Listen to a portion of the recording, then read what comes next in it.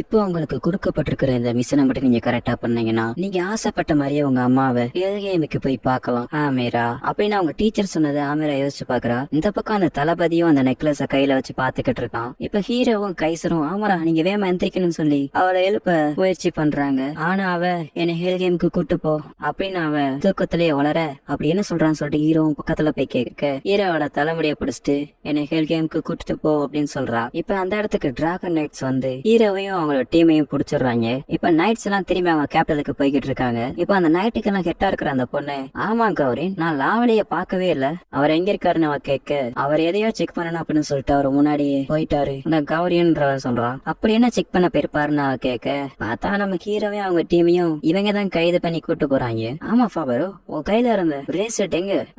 அதுவா அது ஒரு பெரிய இக்கத்தை அப்படின்னு ஹீரோ சொல்ல இவன் உங்களை காப்பாத்துறதுக்காக தான் அவனோட பிரேஸ்லெட் அவன் உடைச்சிட்டான் அப்படின்னு ரீட்டா சொல்ல உன்னோட இந்த ஓட்ட வாய வச்சுட்டு நீ சும்மாவே இருக்க மாட்டியா அப்படின்னு ஹீரோ அவனோட தலையில தட்ட ரீட்டா கொஞ்சம் கோவப்பட்டுட்டு கைசர் இவன் தானே உங்க அப்பா கொண்டான்னு நீ சொன்ன அப்பனா நீ ஏன் இப்பயே அவனை கொல்லக்கூடாது என்கிட்ட இப்ப எந்த ஒரு சுவாடும் இல்ல அப்படின்னு கைசர் சொல்ல வேணா கழுத்தை நினைச்சு நீ கொண்டுலாமே நான் ஒரு நைட் அந்த மாதிரி எல்லாம் பண்ணக்கூடாது அது மட்டும் இல்லாம அவன் என்னோட அக்ரிமெண்ட் போட்டிருக்கான் அப்படிதானே ஃபாவரோ இப்ப ரீட்டா என்ன அக்ரிமெண்ட் கேட்க அது எதுவா வேணா இருக்கலாம் அப்படின்னு ஹீரோ சொல்றான். அவ எதுக்கு ஹெல்கியம் போகணும்னு நினைக்கிறா அந்த இடத்துல வெறும் ஐஸ் தானே இருக்கு அப்படியே ரீட்டா கேட்க அவங்க அம்மா இங்க இருக்காங்களா அப்படின்னு ஹீரோ சொல்றான். இப்ப டீமன் கேபிட்டலான கொசடால காமிக்கிறாங்க. ஆசஸலும் அங்கேதான் இருக்கான். இப்ப அவன் நடந்து போய்கிட்டு இருக்கும்போது நீங்க என்ன பண்ற அப்படின்னு ஒருத்தன் பின்னாடி அவனத்தோட அதுக்காக அவங்கள அட்டாக் பண்றான். அத யாருமே இல்ல. அதுக்கடுத்து ஆசஸ் பாக்குறான். மார்டின் நீதானா அது? நீ லார்ட் லூசிபரை பாக்குறதுக்கு தான் நீங்க வந்திருக்கியா ஆசஸல் அப்படின்னு அவன் கேட்க அத பத்திலாம் உன்கிட்ட சொல்ல வேண்டிய அவசியம் எனக்கு கிடையாது அப்படின்னு அவன் சொல்லிட்டு அவனோட மேஜிக் யூஸ் பண்ணி உள்ளே போலான்னு பாக்க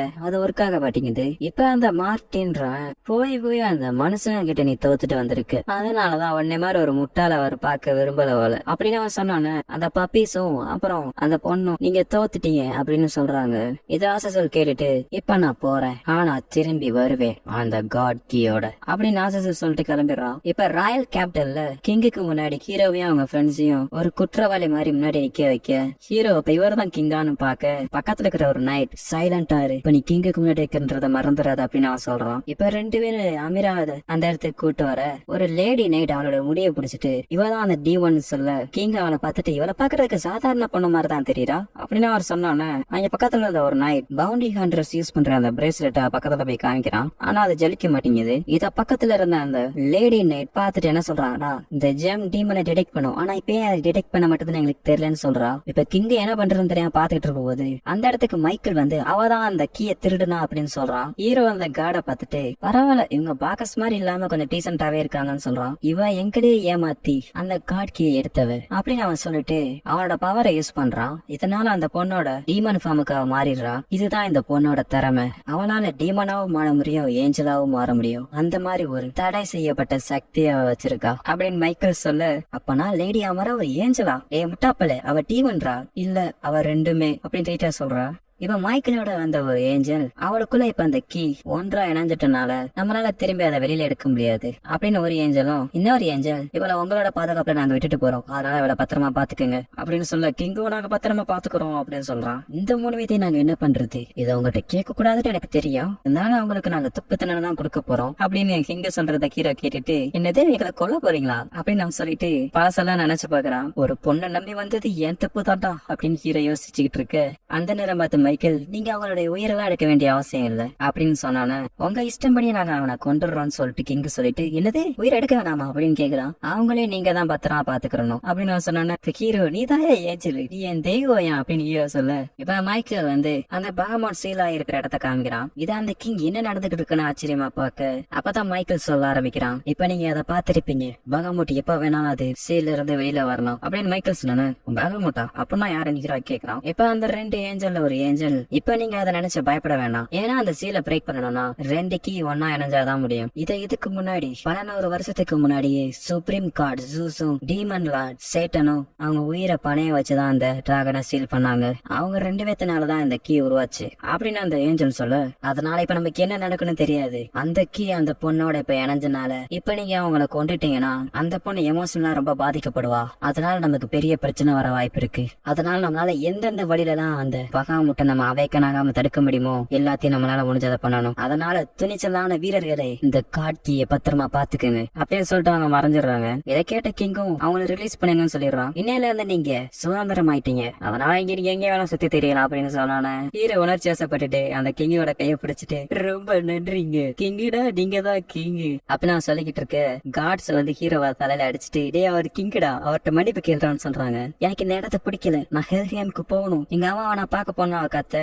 ஹீரோ இந்த நிலைமையில நம்ம எங்கேயும் போக முடியாதுன்னு சொல்றான். நீ எனக்கு சத்தியம் பண்ணிருக்கேன் எனக்கு ஹெல்தியாமுக்கு கூட்டு போறேன்ட்டு அப்படின்னு நான் சொல்ல. ஆமா நான் தான் பண்ணேன், அதுக்கு காரணம் இந்த வாள் தான் அப்படின்னு ஹீரோனோட வாழை காமிக்க எல்லாரும் அதை ஆச்சரியமா பாத்துட்டு இருக்காங்க. இப்ப ரீட்டா அதை பார்த்துட்டு கிட்டத்தட்ட அவன் டீமன் மாதிரி தான் தெரியுறான். அவன் ஒரு கான்ட்ராக்ட் ஸ்பெல் போட்டுக்கிறனாலதான் இந்த மாதிரி அவன் மாறி இருக்கான்னு அவன் சொன்னான்ல. நிஜமாலே அவன் ஒரு மனுஷன் தான், அதுல எந்த சந்தேகமும் இல்ல அப்படின்னு ரீட்டா சொல்ல. ஃபாவரோ அப்ப நீ ஒரு மனுஷனாடா அப்படின்னு கைசர் கேட்க, இடையே முட்டா அப்ப நான் எப்பவே மனுஷனா தான்டா இருந்திருக்கேன்னு ஃபாவரோ சொல்லுவான். இந்த வாழை போக்குறதுக்காக மட்டும்தான் நான் அவன் கூட ஹெல் கேமுக்கு வரேன்னு சொல்லிட்டு ஒத்துக்கிட்டேன், மத்தபடி எதுவுமே கிடையாது. இப்போ உனக்கு ஹெல் கேமுக்கு போனா நீனாவே போய்க்க, அதுக்கு முன்னாடி இந்த வாழை மட்டும் என்கிட்ட இருந்து மறைய வச்சிரு அப்படின்னு ஹீரோ சொல்லு. அமீரா கொஞ்சம் எமோஷனல் ஆகி ஹீரோவை அடிச்சிடறா. இப்ப அவ அழுதுகிட்டே நீ ஒரு சீட்டர் அப்படின்னு சொல்லிட்டு உள்ளேக்க போயிடுறா.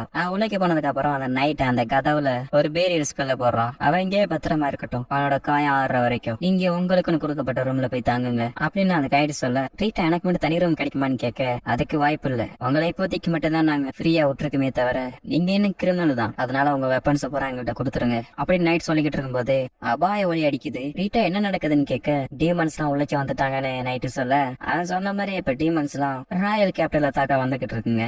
கேர்ள்ஸ் வந்திருக்கா. ஆமா லேடி, அதுங்க முன்னாடி பார்த்ததை காட்டுல இப்ப ரொம்ப பெருசா இருக்குங்க அப்படின்னு தளபதி சொல்ல. அப்ப நான் அதை நானே பாத்துக்கிறேன், ஏன்னா கடவுளோட பிளெஸிங் எனக்கு தான் இருக்கு அப்படின்னு அவன் சொல்லிட்டு இப்ப சண்டைக்கு போக இப்ப கோலம்ஸுக்கும் கோல்ஸுக்கும் சண்டை நடந்துகிட்டு இருக்கு. அப்ப அந்த பொண்ணு அவளோட பேரை யூஸ் பண்ணி அங்கிருந்த எல்லா கோலையும் கொண்டுட்டா. இத ஹீரோ பார்த்துட்டு பரவாயில்லையே, அவளோட அட்டாக் ஒன்லி அந்த மான்ஸ்டர்ஸ் மட்டும் தான் அட்டாக் பண்ணுது, அவங்களுக்கு எப்படி இந்த அளவுக்கு பவர் கிடைச்சிச்சு அப்படின்னு நான் கேட்க மேபி அந்த காட்கியை பாதுகாக்கிறதுக்காக கடவுளே அவங்களுக்கு ஸ்பெஷலா அந்த பவரை கொடுத்துருக்கலாம் அப்படின்னு நான் பேசிக்கிட்டு இருக்கேன். இந்த டீமன்ஸை பத்தில நம்ம பயப்பட வேண்டிய அவசியம் கிடையாது, ஏன்னா நமக்கு கடவுளோட பிளெஸிங்ஸ் இருக்குன்னு சொல்றா. இப்ப ஒரு ஏஞ்சல் அங்க இருக்க இன்னொரு காட் கிட்ட அந்த பகமோட்டை அமைக்கனா நாம தடுக்கணும்னா அந்த பொண்ணை நம்ம பாதுகாத்தாதான் முடியும். அந்த பொண்ணுக்கு ஏதாச்சும் நடந்தா கூட அந்த டிராகன் திரும்பி அவைக்க நாங்க வாய்ப்பு இருக்குன்னு அவன் சொல்ல.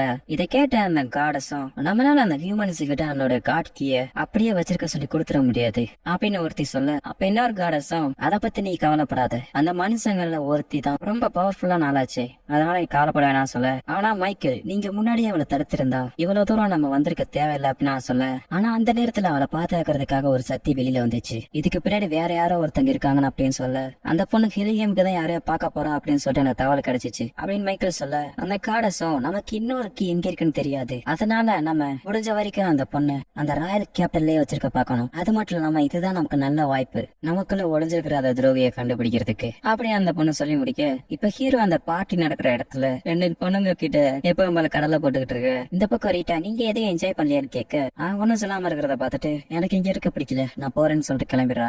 ஆமீரா ரூம்ல தூங்கிக்கிட்டு இருக்கும்போது உன் நிலைமையை பார்க்க எனக்கே பரிதாபமா இருக்கு, உன்னோட மைண்டும் உன்னோட பாடியும் ரொம்ப பாதிக்கப்பட்டிருக்கு அப்படின்னு அவர் சொல்ல. நீங்க யாருன்னு கேட்க நீ பிறந்ததுக்கான உண்மையான காரணத்தை நீ அறிஞ்சிக்க விரும்புறியா, அதுக்கு நான் உங்களுக்கு ஹெல்ப் பண்றேன் அப்படின்னு அவர் சொல்லிட்டு போக ஆமீராவும் அவரை ஃபாலோ பண்ணி போறா. இப்ப ஹீரோ ரொம்ப போதில்ல, இனிமே எப்பவுமே குடிக்க மட்டும் கூட வரா அப்படின்னு மட்டாய் கிடக்க. இப்ப கைசர் அந்த இடத்துக்கு வந்து ஹீரோவை கொல்றதுக்கு ரெடியா இருக்கு. ஏன்டா அப்படி வெயிட் பண்ற, இதுதான் நீ என்னை கொல்றதுக்கான கரெக்டான நேரம், வந்து என்ன கொல்லு நான் சொல்ல. எனக்கு இப்ப குழப்பமா இருக்கு, எது உண்மை எது போயின்னு என்னால கண்டுபிடிக்க முடியல, அது மட்டும் இல்லாம இனிமே நான் என்ன பண்றதுன்னு எனக்கு தெரியல, சொல்லு எதுக்கு என்ன காப்பாத்துறதுக்கு வந்த, உன்னோட நோக்கம் தான் என்ன ஃபாவரோ அப்படின்னு கைசர் கேட்க அது எனக்கே தெரியல, ஆனா நான் ஒரு துரோகி, அப்புறம் பொய் சொல்றவன், அப்புறம் மோசமான இல்ல, எப்படி சரியா சொன்னா. ஆமா நீ கரெக்டா சொன்ன அப்படின்னு இப்ப ரெண்டு பேரும் சண்டை போட்டுக்கிட்டு இருக்காங்க. அது மட்டும் இல்லாம நீ ஒரு பொம்பளை புரிகிறா, கரெக்டா சொல்லிட்டா கேமரா மண்டையா அப்படின்னு ஹீரோ சொன்னா. ஹாயமோரா அப்படின்னு சொல்லிட்டு ரெண்டு பேரும் மாத்தி மாத்தி அடிக்க போக அப்ப ரீட்டா வந்து அவனோட கைய வச்ச ரெண்டு பேர்த்தையும் அடிச்சு போட்டுறா. இந்த மாதிரி குழந்தைத்தனமா விளையாடுறதை இப்ப நீ பாட்டுங்க,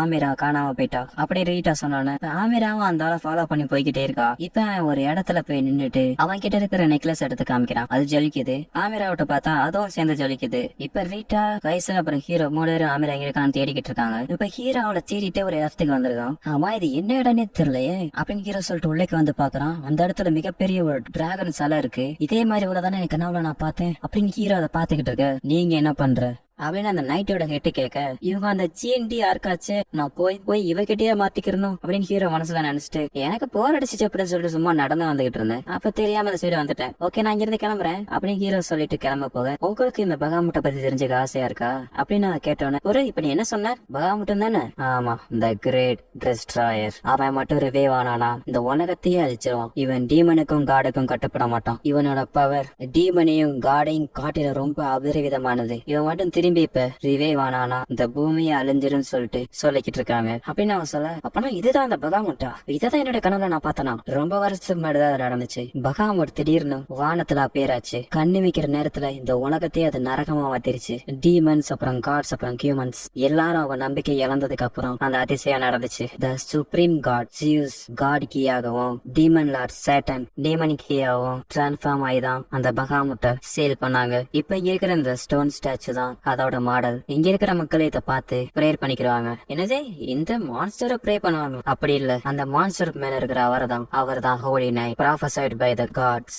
அப்படி என்ன தீர்க்க தரிசனம் அப்படின்னு ஹீரோ கேட்க அந்த பகாமுட் ரிவைவ் ஆகும்போது ஒரு நைட் அப்பேர் ஆகி அந்த பகாமுட்டை தோக்கடிச்சு இந்த உலகத்துக்கு பீஸை கொண்டு வருவாங்கன்னு சொல்லிட்டு நம்பப்படுது. இததான் இங்க இருக்கிற எல்லா மக்களும் கடவுளோட தீர்க்க தரிசனம் அப்படின்னு சொல்லிட்டு நம்பிக்கிட்டு இருக்காங்க. அது மட்டும் இல்லாம மக்கள் எல்லாரும் இப்ப நான் தான் அந்த ஹோலி நைட் அப்படின்னு சொல்லிட்டு நம்பிக்கிட்டு இருக்காங்க. நானும் அந்த நேரம் வரும் அவளை காத்துக்கிட்டு இருக்கேன் அப்படின்னு அவன் சொன்னானே. இதுக்கு எனக்கு எந்த சம்மதம் இல்ல அப்படின்னு ஹீரோ சொல்ல ஏன் நீ அப்படி சொல்ற? நான் ஏதோ அந்த டீமன் பொண்ணோட இன்வால்வ் ஆனதுனாலதான் இங்க வந்தேன். மத்தபடி எனக்கு அந்த சரக்கு சாராயம் பொண்ணுங்க அதுதான் எனக்கு வேணும். இதுதான் ஒரு பவுண்டரி கண்ட்ருக்கு தேவை. அப்புறம் அந்த சின்ன புள்ளத்தனமான கதையை நம்புற ஆள் நான் கிடையாது அப்படின்னு ஹீரோ சொன்னானே.